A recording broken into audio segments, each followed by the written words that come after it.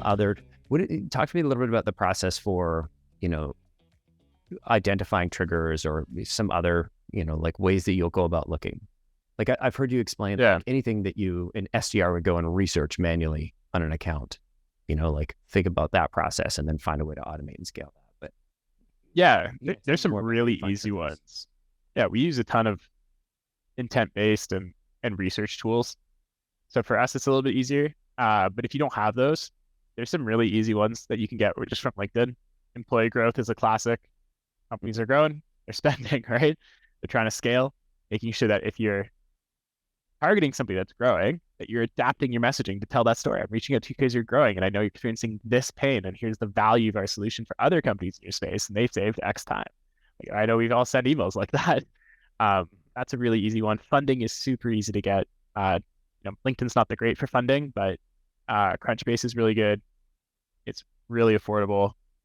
Free, really, if you're not doing it at a super big scale. Funding is a great one. And then if you want to start doing things at scale, like product launches, company acquisitions, then you're going to start having to look at some other tools that can help you do that.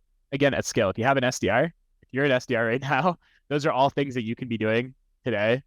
But if you're trying to scale this and say, like what we do in sort of an assembly line motion, you're going to need some other tools that can pull that data or scrape that data for you, sort of in bulk. But triggers don't always have to be like this time-based thing. It can be even as simple as like, hey, we work really well with companies that use Java.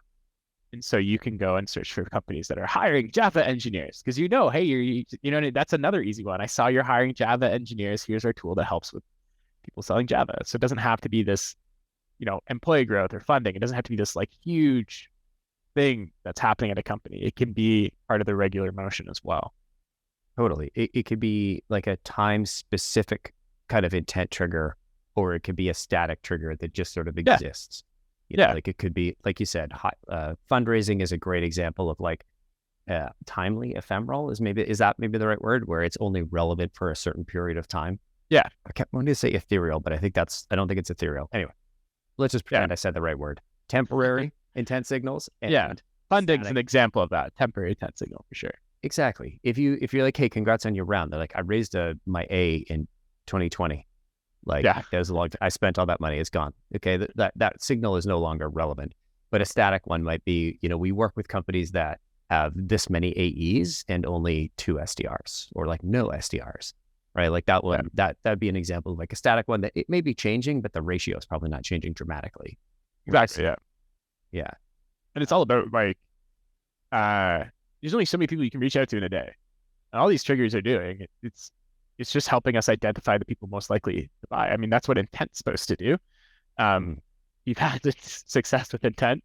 I haven't had a ton of success with it. I've had zero success. I've had success spending money on intent data. I completed that transaction 100% of the time.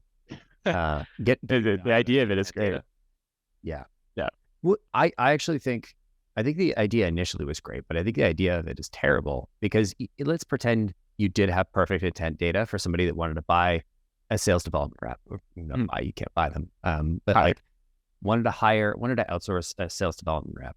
Let's say that intent data goes to intent provider, which resells it to Zoom and Apollo and all these, data providers.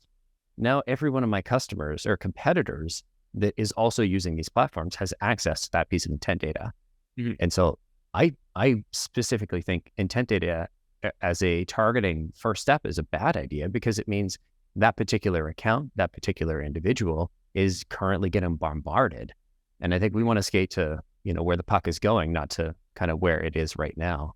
And I think targeting the same, somebody's getting outreach from like 30 different vendors. They're one, probably already have an idea of what the market looks like, but two, they're also like, F this, like I'm getting too much email, too many calls. Everybody just leave me alone. I want to find the people and get in early.